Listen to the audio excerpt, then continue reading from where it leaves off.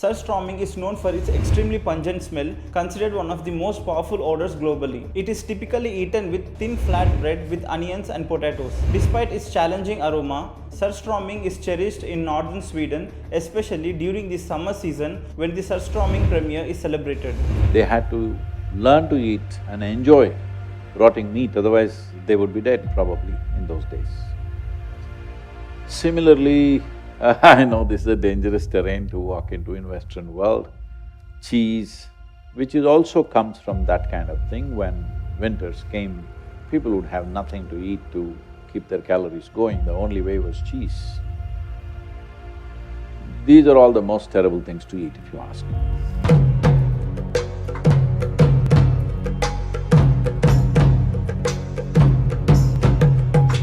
Sadhguru, what is the effect of fermented foods on one's ability to perceive? So, in terms of fermented foods and perception, see any animal-based fermentation. When I say animal-based fermentation, there are cultures where meat is fermented, literally rotting is considered gourmet. There are parts of the world where it is eaten like that. This is the worst way to eat it, but in those cultures it's become gourmet because these were cultures which were in extreme cold or removed from the rest of the world for large parts of the year. If they had to eat food, they had to learn to eat and enjoy rotting meat, otherwise they would be dead probably in those days. Similarly, I know this is a dangerous terrain to walk into in Western world. Cheese, which is also comes from that kind of thing. When winters came, people would have nothing to eat to keep their calories going, the only way was cheese. These are all the most terrible things to eat, if you ask me, if you are thinking of perception. When we look at perception, the way to look at it is, whatever makes your body heavy and opaque in your experience, makes you feel the body is lumbering to digest that, that's not good for your perception, because body is made like this. If any one activity takes too much energy and effort, the other activities will recede. It's as simple as that. Suppose you're using your phone, playing too many videos, when you want to make the call, there's no power, the battery is out. It's just like that. You're using it too much on one level, another level goes down. So to keep the digestive process being a survival process, to keep it at where it should be, nothing more, nothing less, is important. Some fermentation will multiply the gut biome in many ways. So, when it comes to fermented food, it should be under your control. For example, in southern India, one fermented substance which is consumed daily in breakfast is idli, dosa. But if we go north of Pune, or even up to Pune, no, if we go north of Bangalore, we will not touch it, at least I will not. Because one thing, the idli feels like a golf ball. In the south, idli feels like a flower. As you go north, it becomes a golf ball, you could play with it. And they don't know how to ferment. They have over-fermented it all the time. So in south, it's becoming difficult there also. Otherwise, every woman at home would know, she'll just always with little finger, they touch it like this. No, this can't be used. They would simply know. Or if you are not very sensitive, if you smell it, if it's gone beyond a certain point, you will know it's fermented beyond a point where you should not eat. So this kind of fermented thing, we always go and offer to our flowering plants, because they flower better when they get this fermented dough. But once we see that it's fermented beyond that, we don't eat. The next thing is the curd, or what you call as yogurt. It is just overnight fermented, it must be still sweet. If it is becoming sour, little sourness is okay, if it crosses that, we won't eat. Because if you ferment it beyond a certain point, then it creates a biome of its own, not support your biome. Little fermentation adds fuel, to the existing stuff that is… Your stomach or your alimentary canal is fermentation. But it is a certain… fermentation is a certain culture, all right? Is it the right word, sir? Yeah. It's a culture. Yeah. It is a certain culture. So you want to culture this in a certain way that's beneficial for you, not simply culture it whichever way. If your stomach feels like a beer factory, then what? You're talking about perception. If you're talking about perception, your stomach should send signals to become more and more alert and sharp. If it makes you like this, then where is the perception? So one thing is, any animal food which is fermented, we normally don't eat at all. If you must eat a little bit of curd, but that is only overnight fermented, 6 to 8 hours. If it's summer, just 4 to 5 hours. That's how we ferment, very carefully. If people want to have a meal at 1 o'clock in summer in the afternoon, they will ferment it at morning 8 o'clock, 9 o'clock, because the temperatures are hot. If it's cooler seasons, they'll ferment it just before going to bed in the night, next day it'll be ready. And this fermented thing, how you treat it. These days all this is gone, people around my table, I'm always trying to bring some sense to that. In our homes, if there is a curd which is just caked, you can't just put a serving spoon like this. You have to gently take from one side. Always they would tell us, it's alive. You have to handle it gently. Just from one side you take it and use it because it's live, it's living.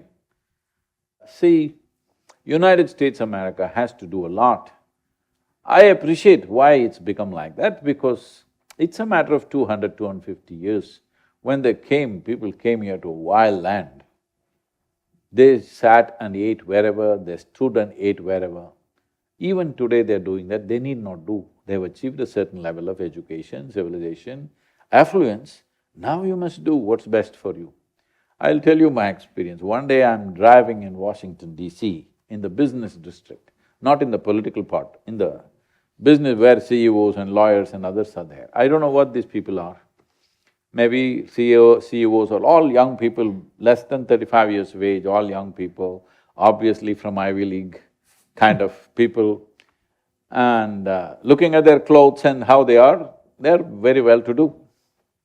They're all standing outside, this is around 12:30, 12:45, lunch hour I think for them. And there is some cart, maybe it's I don't know, a hot dog or some dog part or cow part, something it is selling. All men and women, dressed very well, they're all standing there, holding food in their hands and like this, hacking at their food. I just saw this, and tears came to me. What's happened to these people? They're well-to-do, at least they can sit on the ground and eat properly. No, they're hacking at food like even a wild animal won't eat like that. This is not good. Yeah. How you eat something is as important as what you eat. I'll tell you, my first yoga teacher is when I was 11 years of age.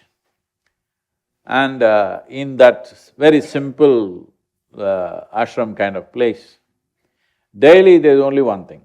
It's called maize, but not the maize that you have, not the big maize. It's a tiny… it's a millet, let's say. This millet and ragi millet, which is a smaller millet, and there is a pulse which is called as uruli, or in English they're calling it as horse gram, because the English started feeding it to their horses because their race horses were running better with that pulse. So it's called as horse gram today in the market, and greens which grow all around. So you would always say, ragi, jola, uruli, soppu, 4 things you eat, 100 years guaranteed. He died at 106, and he lived till the last day, fully active. I must tell you a little bit, I owe it to him. When he was 73, 74 years of age, he was also a doctor. Only on Mondays he's a doctor. Rest of the days he's traveling all around doing his yoga and stuff. Monday mornings he's always back in his center. The state government used to have special buses for this Monday morning business that happens there. This is, on that day, he sits as an Ayurvedic doctor and he treats people. Those days, 600 to 700 people would come from all over. This starts at morning 4 o'clock and goes on non-stop till evening. I used to volunteer there just to help him out with these things. For every patient that comes, he's got a joke to tell them, and this whole thing is like a festival. It's not like doctor-patient stuff. People come with ailments, when they're sitting and talking to him, they forget they're unwell, that kind of thing. So I don't know exactly, but a lot of hundreds of people claim their ailments are gone and stuff. He's treating them with medicine, not like any other things. So all this happens. So one Sunday night he came to a railway station, which is about 70 kilometers or 69 kilometers from where he is.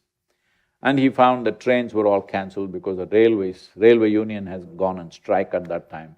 This was the George Fernandez time. Indians will understand who's George Fernandez. So, there were two other companions with him. He just left them on the railway platform and he just ran overnight. He ran 70 kilometers.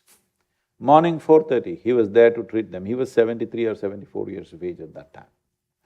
And then, we used to get into the wrestling ring with him. I was around 15, 16, I was all muscle and I'm very quick, at least at that time. Even now I'm okay. Very quick means I'm much faster than other people in my movements. So in the wrestling ring, it matters not just the strength, how quick you are. Three of us, some of the other boys are much stronger than me. Three of us get against this man who is like 76, 77 at that time. He just pins us down. We never lasted more than a minute or two. Three boys, strong boys. So we would joke with him, when are you going to die? It looks like the way things are going, it looks like we are going first. When will you go? He would very confidently say, I have another 40 years of work, I'll finish that and go. The way things were going, it looked like he was going to fulfill it. It once happened 3 months before he passed away at 106. He was speaking in my city, in Mysore city, he was speaking on stage and he had a heart attack. They took him to a private hospital and he was in an ICU and he was unconscious. When he came to his consciousness somewhere in the middle of the night, he saw all these things plugged into him and he's never been to a hospital in his life. He just ripped off everything and he looked around, then he saw he was on the first floor, that is on the… in America it's the second floor. From there he got out of the window, he jumped down and he ran away, 105-year-old man. Unfortunately, 3 years later he died, but at 106. So, I'm saying, it's not about just how many great things you eat, it's the way you consume it, with what. Because you and food are not two separate things. Your body, the food that you eat, the soil that you walk upon, the water that you drink and the air that you breathe, these are not different from you, it is the same stuff here. It's just giving us an individual experience. If you treat it with as much love as you treat your children, if you can't see it as divine, at least if you treat it with as much love as you would treat your children, it would do fantastic things to you. Thank you. Fermenting meat, while a traditional method of preservation in many cultures, can pose several health risks. Here are some of the potential health concerns associated with fermenting meat. In Iceland is a distinctive delicacy made from the Greenland shark. The preparation involves a multi-stage process to detoxify and preserve the meat. Initially, the shark is gutted, cleaned and buried in gravelly sand where it is pressed with stones for 6 to 12 weeks. This initial fermentation phase helps to reach out harmful substances. Following this, the shark is hung to dry for several months, during which it develops its characteristic strong ammonia smell. Hakal is often served in small pieces and is a traditional food at Icelandic Midwinter Festival, where it is celebrated as part of Icelandic heritage despite its intense flavor and odor. In Sweden, surströmming is a famous fermented fish dish made from Baltic herring. The preparation begins in spring with the fish being fermented in a strong brine solution for 1 to 2 months. After this initial fermentation, the fish is canned where it continues to ferment, often causing the cans to bulge due to gas production. Surströmming is known for its extremely pungent smell, considered one of the most powerful odors globally. It is typically eaten with thin flat bread with onions and potatoes. Despite its challenging aroma, surströmming is cherished in northern Sweden, especially during the summer season when the surströmming premiere is celebrated. Korea's hongyo is a traditional dish made from fermented skate. The fermentation process is unique because the skate naturally ferments without additional brine. The skate's uric acid permeates its flesh, creating a powerful ammonia smell. Hongyo is usually served as hongyo hoi with fish sliced raw with side dishes like kimchi and boiled pork bosam. This dish is particularly popular in southern Korea, particularly in the Jeolla province, where it is valued for its chewy texture and strong pungent flavor. Hongyo is an acquired taste and is a prominent feature in Korean culinary traditions. Greenland's kiviak is a traditional Inuit dish prepared using whole seabirds, typically auks, which are stuffed into a seal skin. The seal skin is then sewn shut and sealed with fat before being buried under stones to ferment for several months, often up to a year. The fermentation process results in a highly distinctive flavor and a strong cheese-like smell. Kiviak is typically consumed during special occasions and communal gatherings, providing a vital source of nutrients during the harsh Arctic winters when other fresh food sources are limited. The preparation and consumption of kiviak are deeply rooted in Inuit cultural practices and survival strategies. In Italy, culatello is a prized type of salumi from Parma region known for its refined flavor and lengthy aging process. Made from the muzzle of pig's hind leg, the meat is carefully salted and massaged to remove moisture before being wrapped in a bladder and hung to cure in a humid and cool environment for up to 36 months. Unlike the more extreme examples of fermented meats, culatello does not have a pungent odor but is celebrated for its rich and complex flavor profile. It is often enjoyed thinly sliced, paired with bread and fine wine, showcasing the artisanal craftsmanship of Italian meat curing traditions. The careful aging process and the specific environmental conditions required for culatello production, making it one of Italy's most esteemed cured meats. These fermented meats, though varied in preparation methods and cultural contexts, all highlight the ingenuity and resourcefulness of traditional food preservation techniques. Each dish provides a unique tasting experience that reflects the cultural heritage and historical practices of its region, offering a fascinating insight into the diverse ways in which human societies have adapted to their environments and developed distinct culinary traditions. Fermenting meat, while a traditional preservation method, can pose several health risks if not done properly. It can lead to contamination with pathogenic bacteria, which cause severe foodborne illnesses. There is also a risk of toxic production such as botulinum toxin and the accumulation of harmful compounds like ammonia and histamines. Parasitic infections may occur if parasites in raw meat are not destroyed during fermentation. Additionally, mycotoxins from molds can develop, and high salt and nitrite content in fermented meats can contribute to hypertension and cancer risks. Nutrient loss and exposure to environmental contaminants are further concerns. Despite these risks, traditional methods redefined over centuries and strict adherence to modern food safety standards can mitigate many of these dangers, ensuring the safety of fermented meat products.